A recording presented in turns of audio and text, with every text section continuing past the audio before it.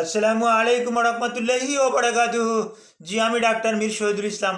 আমার চেম্বার তথা ঐতিহ্যবাহী শেখঘাট সিলেট থেকে আপনাদের মাঝে সংযুক্ত হয়েছি। আর সিলেট থেকে সংযুক্ত হয়ে প্রতিনিয়তই আমি চিকিৎসা বিজ্ঞানের আলোকে অত্যন্ত গুরুত্বপূর্ণ ভিডিও আপলোড করে থাকি এবং আপলোড করে আপনাদের মাঝে বিতরণ করে দেই। জি দর্শক শ্রোতা, আজকেও তার মোটেও ব্যতিক্রম হবে না। গুরুত্বপূর্ণ একটি ভিডিও, আনকমন একটি ভিডিও আপলোড করতে যাচ্ছি। আপলোড করেই আপনাদেরকে উপহার হিসাবে পাঠিয়ে দেব।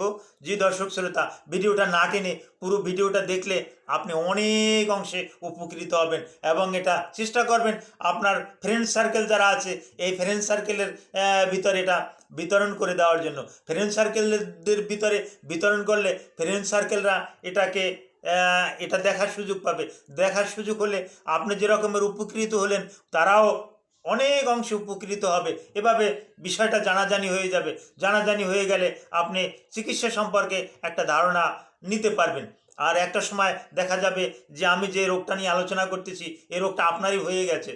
তখন কি করবেন? তখন আপনিও এ বিষয়ে একটা ধারণা নিতে পারবেন।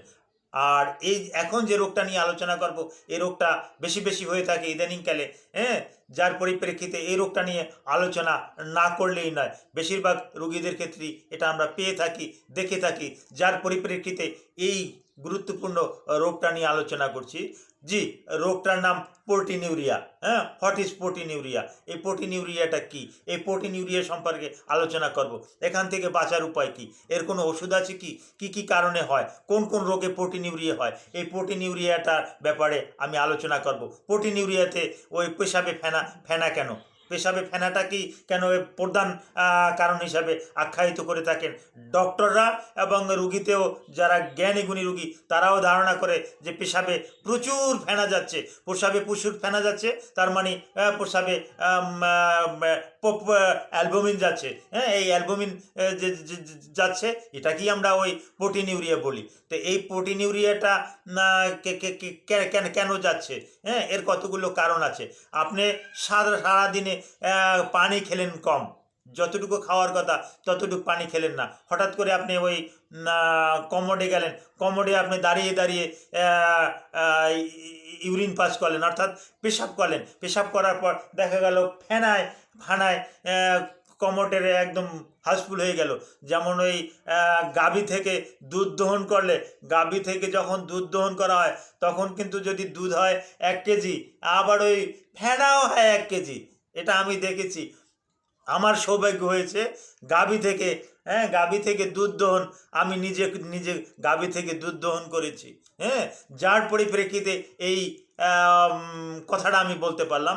তো গাভী থেকে যদি আপনি 1 লিটার 1 লিটার দুধ দহন করেন, কিন্তু আপনি যে বালতিতে দহন করলেন ওই বালতিতে ফেনা আরও 1 লিটার হয়ে মনে হবে যেন বালতিতে দুধের পরিমাণ আড়াই আড়াই লিটার 3 লিটার এই রকমের মনে হবে। তো আপনি কমোডে যখন অনুরূপ যখন ওই পেশাব করতে গেলেন, এই বেশি করে যখন আপনি ওই প্রেশার দিয়ে পেশাব করলেন, হ্যাঁ, ওই কমোডের ওই পানির সাথে যখন এটাই হইয়া প্রচুর ফেনা হলো, দেখে আপনি ভয় পেয়ে গেলেন এবং এখানে একটা দুর্গন্ধ আসতে পারে, মাছের আষ্টির মতন আসতে পারে, বিশ্রী একটা দুর্গন্ধ আসতে পারে। এর কতগুলো কারণ হলো। প্রধান কারণ হলো পানিটাকে কম খাওয়া। পানিটা কম খেলে কিন্তু এরকমের হয়, এই একটা কারণ। আর একটা কারণ, যারা দীর্ঘদিন যাবৎ অ্যালকোহল সেবন করছেন, অ্যালকোহল সেবন করার পর হ্যাঁ তারাও যদি ওই টয়লেটে যায়, বাথরুমে যায়, কমোডে গিয়ে যদি সে পেশাব করে, পেশাব করার পরে কিন্তু প্রচুর ফেনা হয়। এটাও হ্যাঁ প্রোটিনিউরিয়া। এটাও কিন্তু প্রোটিনিউরিয়া। তারপর যারা ওই বেশি বেশি করে সুগার খাচ্ছে, হ্যাঁ, সুগারের দরকার নাই কিন্তু তারপরও সুগার খাচ্ছে, ওই চিনি চিনি খাচ্ছে, এই চিনি খাওয়ার পরিপ্রেক্ষিতেও কিন্তু তাদের কিন্তু প্রচুর ফেনা হচ্ছে। তারপর যারা রেড মিট খাচ্ছে, পর্যাপ্ত পরিমাণে রেড মিট খাচ্ছে, ফ্যাট খাচ্ছে, যেটা তাদের দরকার না, এই ফ্যাট খাওয়ার পরিপ্রেক্ষিতেও তাদের ইউরিনে কিন্তু প্রচুর অ্যালবুমিন যাচ্ছে এবং ফেনা পেশাবে ফেনা হচ্ছে। হ্যাঁ, আর একটা কারণ, যারা ওভার এক্সারসাইজ করে, হ্যাঁ, ওভার এক্সারসাইজ করলে দেহ থেকে কিছু ফ্লুইড বাহির হয়ে যায়, কিছু ডিহাইড্রেশন থাকে, হ্যাঁ, এবং কিছু প্রোটিন ওই রেনাল থেকে পাস করে দেয়, যার পরিপ্রেক্ষিতে পেশাবে যাওয়ার পর প্রচুর পরিমাণে আপনি কিন্তু প্রোটিন দেখতে পারবেন, প্রচুর পরিমাণে ফেনা দেখতে পারবেন। আর এটা কোন কোন রোগে এগুলো বেশি প্রোটিনিউরিয়া হয়ে থাকে? রোগগুলোর নাম আমি বলছি, হাইপোটেনশন, নিম্ন রক্তচাপ, নিম্ন রক্তচাপে কিন্তু প্রোটিনিউরিয়া হতে পারে। তারপর আসে আবার হাইপারটেনশনেও কিন্তু হতে পারে, হ্যাঁ, উচ্চ রক্তচাপেও কিন্তু হতে পারে, দোনোটাই কিন্তু প্রোটিনিউরিয়া হতে পারে। আর যাদের কার্ডিয়াক ডিসঅর্ডার আছে, কার্ডিয়াক ডিজিজ আছে, হ্যাঁ, তাদের এটা ফুলতে পারে। যারা অ্যাসপিরিন জাতীয় ওষুধ খাচ্ছেন তাদের ক্ষেত্রে কিন্তু এটা হতে পারে। তারপর যারা ওই এসি ইনহিবিটর খাচ্ছেন তাদের ক্ষেত্রে এটা হতে পারে। তারপর যারা ওভার কাউন্টিং দ্য ড্রাগ, হ্যাঁ, ওটিসি প্রোডাক্ট যারা খাচ্ছেন, হ্যাঁ, এদের ক্ষেত্রেও কিন্তু এই প্রোটিনিউরিয়া হতে পারে। তারপরে যারা অতিরিক্ত স্টেরয়েড খাচ্ছেন, বিভিন্ন ধরনের স্টেরয়েড খাচ্ছেন, তাদের ক্ষেত্রেও এটা হতে পারে। এই সমস্ত ওষুধের সাইড এফেক্টের ফলে এটা হচ্ছে। যাদের কিডনিতে এরকমের আছে, গ্লুমেরুলো নেফ্রাইটিস, হ্যাঁ, তাদের ক্ষেত্রে হতে পারে। এটা হলে লক্ষণটা কি? লক্ষণ আপনার শরীর ম্যাজম্যাজ করবে, শরীরে বল শক্তি থাকবে না। কেন বল শক্তি থাকবে? কারণ প্রোটিন আপনার শরীরের একটা গুরুত্বপূর্ণ একটা পদার্থ, হ্যাঁ। আমাদের বিশেষ করে শরীরে যখন কোথাও কেটে যায়, ছিঁড়ে যায়, হ্যাঁ, তখন কিন্তু আমরা একটু মলম লাগাই, হ্যাঁ, বিভিন্ন রকমের মলম লাগাই, ফুসিডিক অ্যাসিড লাগাই, মুপিরুচিন লাগাই। এই মুপিরুচিন, এই ফুসিডিক অ্যাসিড, ওই নিউমাইসিন সালফেট, বেসিট্রাসিন জিঙ্ক, এই যে মলমগুলো আমরা লাগিয়ে দেই, এটা তো উপর দিয়ে লাগাই, ঘাটা শুকিয়ে যায়। মূলত ঘাটা কিন্তু শুকায়, কিন্তু আমাদের যে শরীরে প্রোটিন আছে, এই প্রোটিনই কিন্তু ওই ঘাটাকে কিন্তু শুকাবে। এটাই কিন্তু প্রোটিনের কাজ। প্রোটিন কিন্তু আমাদের শরীরের একদম শক্তিটাকে ধরে রাখে। এই প্রোটিনটা যখন লিকেজ হয়ে যায়, এটা লিকেজ হয়ে যায় কিন্তু ওই রেনাল দিয়ে, তাহলে কতটুকু পরিমাণে প্রোটিন যাওয়া স্বাভাবিক?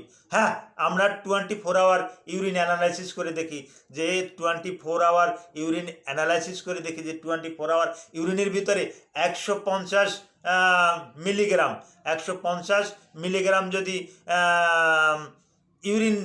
ইউরিনের 150 মিলিগ্রাম 24 আওয়ার ইউরিনে যদি 150 মিলিগ্রাম প্রোটিন যায়, তাহলে এটা স্বাভাবিক। এর থেকে নিচে থাকবে, এর থেকে উপরে গেলেই আমরা ওই রেড অ্যালার্ট বলে থাকি। কারো কারো থেকে অনেক অনেক বেশি যায়, 1000 যায়, 1500 যায়, হ্যাঁ, সেক্ষেত্রে আমরা ওই রেড অ্যালার্ট করি। তখন আমরা কিছু পরীক্ষা নিরীক্ষা দেই, পরীক্ষা নিরীক্ষা করে দেখি। বিভিন্ন রকমের পরীক্ষা নিরীক্ষা আছে। এর ভিতরে এমন একটা পরীক্ষা আছে যে ওই রেনালের সিকিডি যদি স্মরণ হয়, বা সিকিডি যদি থেকে থাকে, ক্রনিক রেনাল ডিজিজ যদি থাকে তাই রেনালের বায়োপসিও কিন্তু করা হতে পারে।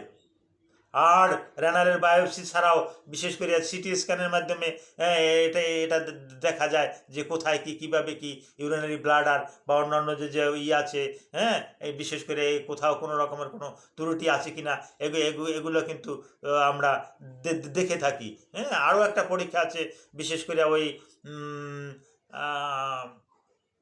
প্রোটিন টেস্ট করার জন্য কিন্তু একটা স্টিকও আছে বর্তমানে।